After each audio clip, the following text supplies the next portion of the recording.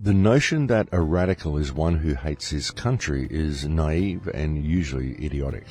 He is more likely one who likes his country more than the rest of us, and is thus more disturbed than the rest of us when he sees it debauched. He is not a citizen turning to crime. He is a good citizen driven to despair.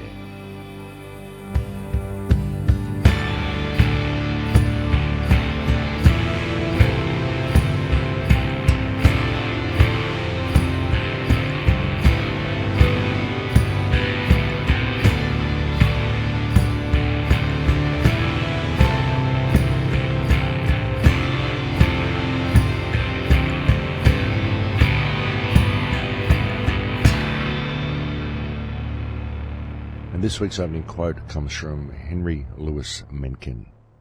Welcome to Surviving the Matrix, ladies and gentlemen. My name is Maxwell Igan. It's a pleasure to be with you once again, and I will be your host for the next hour.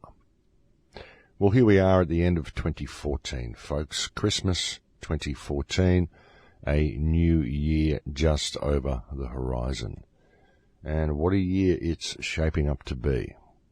With the amount of new legislation we've seen brought in around the world, the amount of global upheaval we've seen in the last 12 months, ISIS, ISIL, the latest Mossad invention, the destabilization of Syria, the absolute obliteration of Gaza Strip. It has certainly been a year to remember, and I think 2015 is shaping up to be another year to remember. I think in 2015 we're going to see our governments really attempt to roll out their police state. We've seen false flags in almost every country involved in creating this global police state now, in Australia, Canada, America, England.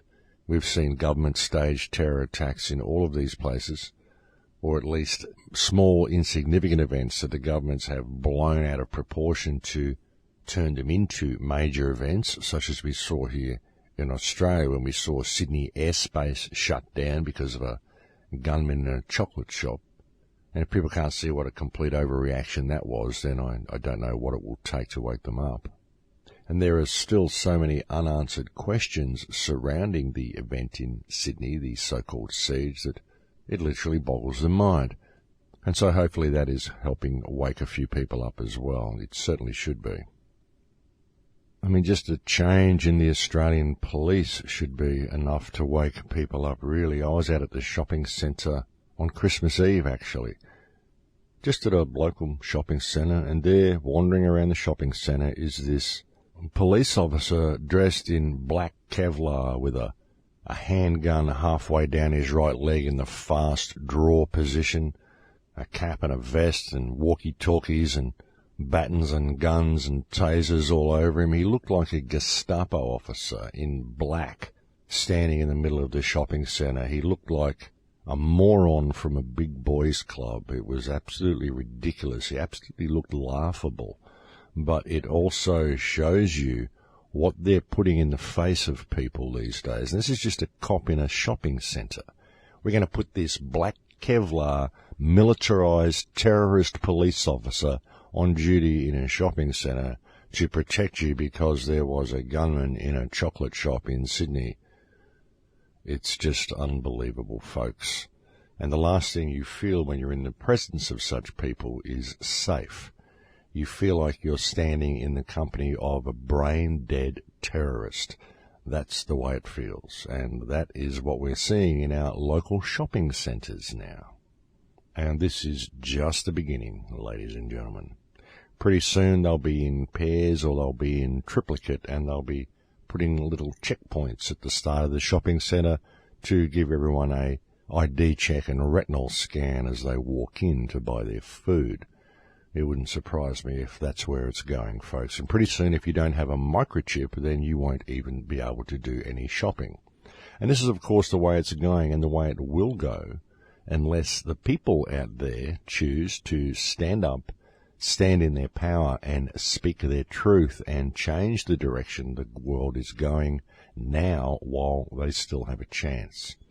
But those who are locked in fear and they are terrified of where the system's going to the degree that they are too afraid to stand up and speak out about it are actually the ones who are allowing their worst fears to be created and to be realized due to their cowardice and their inaction and their choice to remain silent now while they still have the opportunity to speak out.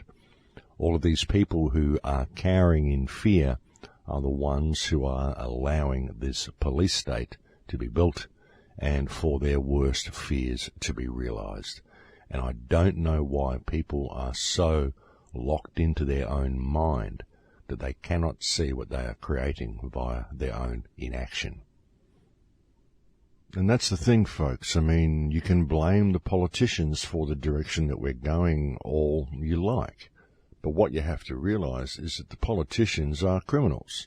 They're psychopaths, and they will do whatever they can get away with doing. And the reason they're getting away with it is because you're letting them get away with it because you're not saying anything about it. That's the problem. So you can blame them all you like, but really, if we want to find the culprits and find the ones who really are to blame for the direction the world is going, then all we really need to do is look in the mirror. And look, admittedly, people have been programmed to be the way they are through an insidious education system and an insidious social system as well, whereby people are always policing their own thoughts. They're often too scared to think outside of the box because of peer group pressure. People are often worried about what the neighbours or their friends may think about them if they were to offer their real opinion on a topic. But still, the blame lies with the people, because life gets to a certain point where you begin to question things. You begin to think a little bit outside of the box, and you begin to see that there actually is something terribly wrong with the world. And at that point, it's your choice as to whether to ignore that information and keep your head down, or whether to actually stand up and do the right thing and make a difference. And that's the thing, folks. I mean, people are dumbed down by fluoride, they're dumbed down by television, and they are believing what they're told. But very often, many of these people still do question things inside. They just don't ever voice their questions. And that's the problem. Because if people were to stand up and voice their questions, we would be able to heal things very quickly. You know, I've been coming onto the air now. This is the 8th year we're just entering into now. When we enter 2015, it will be the beginning of the 8th year of Surviving the Matrix. And I've been basically saying the same thing for the last 8 years, that if we can learn to respect each other and have strong, empowered communities, then the government really has nowhere to go, because we can have a strong communal response to any legislation that they're bringing in. And everything about this social system is designed to divide us, to prevent us from ever having this strong communal response. And we can see this.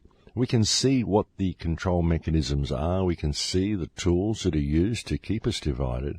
And we can see the strength that we would have if we were to unite as one respectful community. And yet we don't do it.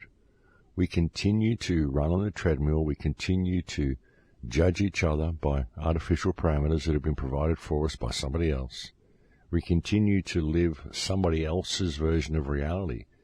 And we continue to remain in fear of a system that we are allowing to become everything we have always dreaded, simply due to our failure to stand up and pay attention and to simply call a spade a spade. You know, it's quite amazing, really. You know, so many people don't like what the government does. They don't like the legislation that the government introduces, and yet they will just stand there and go, oh, well, that's terrible that you're doing that, and then they'll turn to their friends and they'll complain about it. And then they just go home grumpy and they continue to complain about it, but they never actually stand up and confront the politicians and ask them to explain why they are placing the country in such a state of hardship, why they are introducing such legislation. They never ask the politicians to explain their actions, because they perceive these politicians to be some type of demigods or something. They don't understand that the politicians actually work for us, and that their job is not to make rules, but to obey rules. That's the thing. They were never supposed to be people who controlled society. They were simply supposed to be people who manage our infrastructure for us so that our societies function smoothly and correctly. But instead, they've supported this system of debt slavery, and they've managed to get people running so fast on the treadmill that now they simply don't have time to pay attention and notice what's going on in the world around them.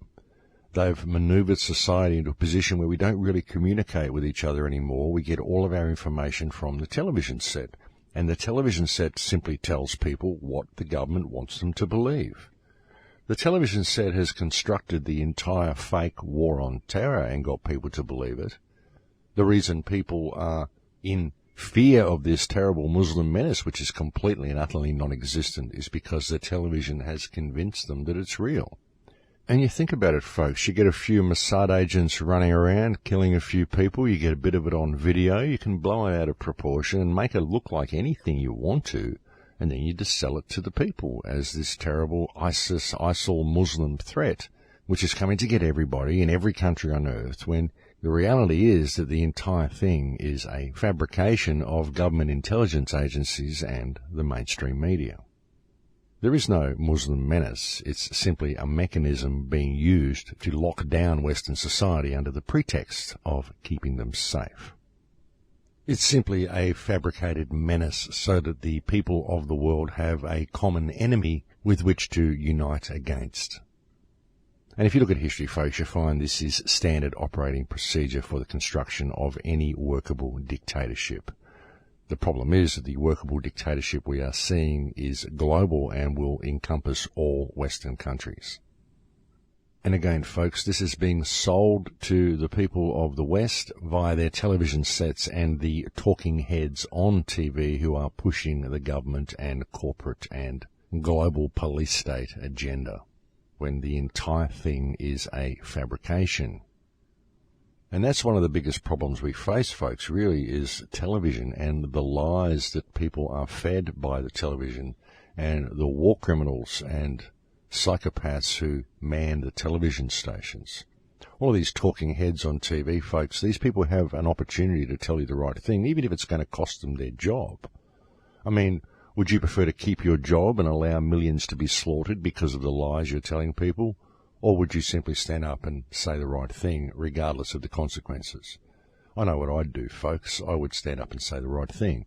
If I had the ability and the platform to do so, such as we see on national television, any one of these live shows, any one of these reporters could actually stand up and tell the truth. But they don't do so. And they don't do so because they're criminals, and they're not only criminals, they're war criminals who are supporting the corruption of the system. They are as much to blame for our global situation as the politicians are, and in many ways even more so, because it is these people who have programmed the vast majority of the general population. And that's the problem, folks. That's a lot of why people don't stand up. That's a lot of why people remain in the constant state of fear that they're in, is because of the lies the mainstream media peddles to them every single day. And discovering a workable method by which to deprogram people from the influence of their televisions is a real task at hand, folks. That's something that we need to do, and it's one of the most difficult problems we have to overcome. It really is quite remarkable, folks, and I'm sure you have experienced it yourself when you actually present the truth to someone and they look at you like you've got two heads. They look at you like there's something severely wrong with you. And they just simply cannot understand how you could have such what they perceive to be a strange worldview. And this is because these people have usually never travelled anywhere, or if they have travelled, it's been to the designated tourist destinations, and they've never actually seen the real world, and their entire worldview is based on the opinion that's presented to them by the television and is instilled into them via the television. That's the thing. Most people don't think their own thoughts about the world. They think the thoughts that the television has told them they think.